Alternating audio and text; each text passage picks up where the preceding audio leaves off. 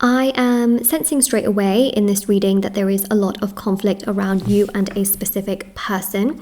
There's just this sense here of not being able to see eye to eye, mainly because I feel like they just can't see eye to eye, okay? And then also I feel like there may be a lot of distance and space between you both, especially when it comes to verbal communication, or just even long distance between you both. There's definitely conflict here, and there's a sort of sense here of things being hot and cold, or completely just cold and stagnant, okay? So we're going to start the reading and see what's coming through.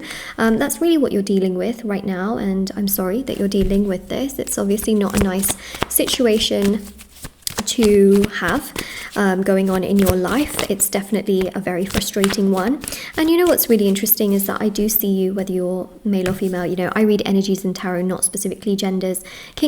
The King of Cups here is showing someone very emotionally intelligent, very emotionally understanding, very emotionally respectful, just respectful as a whole, but also very emotionally available. And that's who you are. You're very kind, you're very caring, you're very understanding, you're very empathic, you're very genuine in how you come across and how you treat people and how you go about doing things. There are no ulterior motives with you. You want to be treated well, you want to be treated with love, you want to be treated with respect.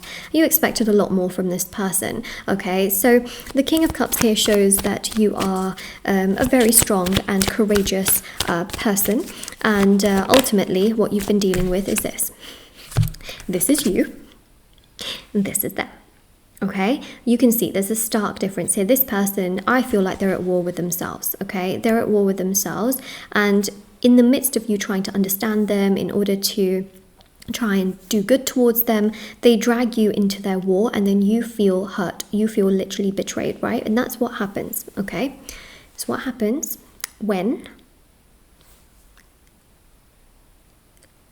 let's just say, there's fireworks going off right in a certain area, and you as a normal person, you walk into that area of fireworks and you get burned. Of course, you come out with burns and scars, and you're traumatized, right? And you're hurt. And unfortunately, that's what happens when a good person, okay, ends up in a situation with someone that has not done their healing work, that is at war with themselves, okay? You do end up getting hurt, and that's the thing, is that no, you didn't deserve it, okay? No, you didn't do anything to be treated in this particular way, but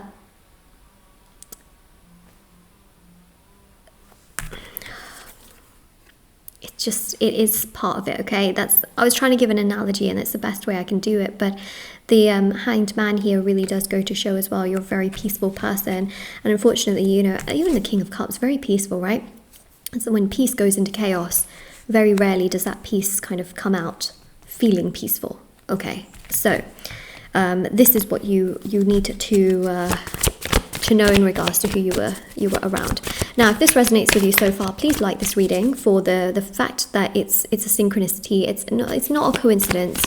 You're meant to find this for a specific reason. So like it for the synchronicity and the fact that it makes sense for you, because I'm going to share with you so much more information about the situation and why everything has been the way that it has.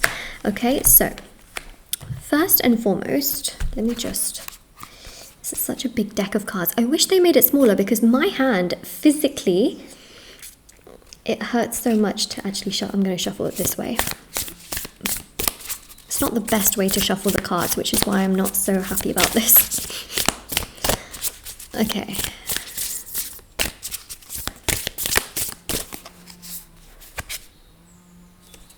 Wow.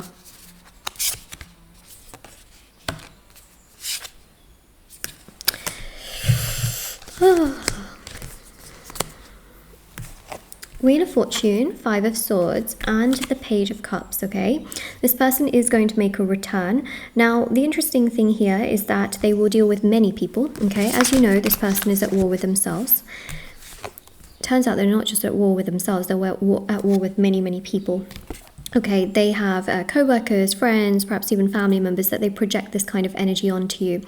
It's not just you, and because they do this to many people, they will go through a major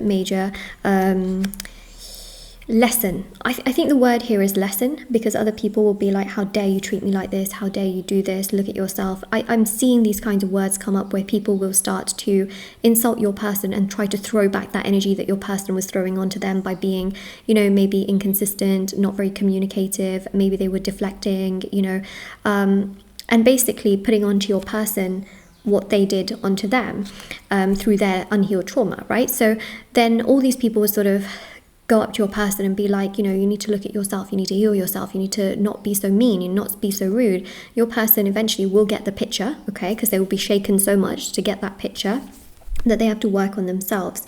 So the reason why they're not talking here is because they are basically projecting onto just about everybody, okay, including you, their past trauma, their past hurt, their past issues and their challenges. They are awakening, but what's happening in the process of them awakening, and what I mean by awakening is that, you know, they are trying to live their life, but in the process of trying to live their life and do things, they are battling with this unhealed trauma, which is then getting in the way of their relationships and friendships and things like that.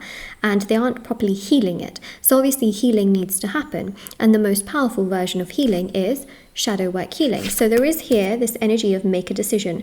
Now, for some of you, it is something that you may take on board yourself. You can do a shadow work healing for another person, but that's your choice. Some of you may want to do shadow work healing on yourself. And shadow work healing is very powerful because it gets to the shadow. So the shadow is the unconscious aspect of your soul that you cannot see. The parts that are not rewired, but wired, okay, wired with trauma and certain patterns from childhood that control the way that we are as adults, okay? So when those patterns and those wires are understood by the human brain, understood by the person, they can start to rewire and re-understand why they act the way that they do, right? But some people never want to look at those wires. They never want to look at those patterns. And that's where it becomes very complicated because they are suppressing, they're just living their life. They don't want to look at why they are the way that they are, you know? But when a person goes through extreme pain and they battle with relationships and things, they are forced to kind of look at some of these aspects. And because they are going to be forced to look at some of these aspects to then awaken, what I really suggest is that shadow work healing can help them to accelerate that process further and faster, so that they look at those patterns and then in their day-to-day life they can implement being kinder, being nicer, being more consistent, realizing, oh my god, this is the way I am because my parents were absent and they made me feel like I need to be the one doing everything, or I was told I couldn't cry as a child. So what will happen is that they will understand a lot of these patterns and a lot of these wires, okay? They will start to connect the dots as to why they are the way that they are and why they have then inflicted this pain onto people.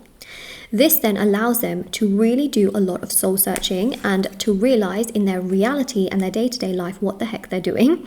And what will end up happening is they will absolutely come out of it like a different person.